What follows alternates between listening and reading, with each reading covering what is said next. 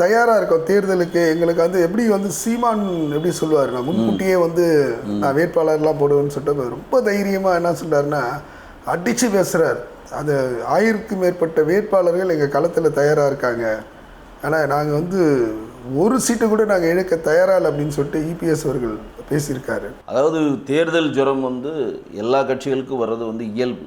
இதில் வந்து எந்த கட்சி வந்து தேர்தலை எதிர்கொள்வதற்கு ப்ரிகாஷனாக முன்னாடியே தயாராக இருக்காங்களோ அவங்களுக்கு வெற்றி பிரகாசமாக இருக்கும். அந்த தொகுதிக்கான வேட்பாளரை முன்னாடியே சொல்லிவிட்டு அந்த தொகுதியில் இறங்கி வேலை பார்க்குறப்போ அந்த வேலைக்கான அதிகமான டைம் கொடுக்கலாம், அவங்களுக்கு வெற்றி பிரகாசமாகும், வியூகளை அமைக்கலாம்.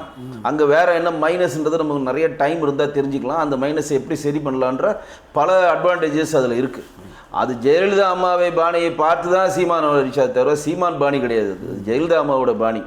சீமான் அதுக்கப்புறம் வந்து அவர் அறிவிக்கிறதுல வந்து பெரிய ஒரு வியப்புலாம் கிடையாது. அது யார் பணம் இருக்காங்களோ, யார் அந்த தொகுதியில் ஓரளவு செல்வாக்காக இருக்காங்களோ அதில் அறிவிச்சிட்டு போவார். அவர் பெரிய நேர்காணல் பண்ணுற மாதிரி நம்ம எங்கேயும் பார்த்ததில்ல. அவர் எங்கன்னா நேர்காணல் பண்ணி பார்த்துருக்கீங்களா? இல்லை, அவர் அறிவித்த வேட்பாளர் மேடையில் வந்து அத்தனை பேரை நிற்க வச்சு, ஆமாம், அவர் அறிவித்த வேட்பாளர் பொதுவெளியிலையோ யூடியூப்லையோ இல்லை தொலைக்காட்சியிலோ இல்லை லோக்கல்லையோ ஏதோ மக்கள் சேவையாக பண்ணியிருக்காங்க, அதனால் பிரபலம் அடைஞ்சிருக்காங்க, மக்களுக்கு பணியாற்றிருக்காங்க, இவங்க அரசியலுக்கு வந்தால் அவங்க ஓட்டு போடலான்ற ஆட்களையும் அவர் தேர்ந்தெடுத்த மாதிரியும் தெரியல. மாற்றுக் கட்சியிலேருந்து வந்தவர்களுக்கான முன்னுரிமை கொடுத்தாரான்னு தெரியல. ஸோ அவர் வந்து ஜெயலலிதா அம்மா பாணியை பயன்படுத்தி நான் வந்து 50% பெண்களும் 50% ஆண்களும் அறிவிக்கிறேன். ஏன்னா அவர் வந்து கம்பை எங்கே வேணால் சுற்றலாம், அவர் இழக்கிறதுக்கு இன்னும் கிடையாது.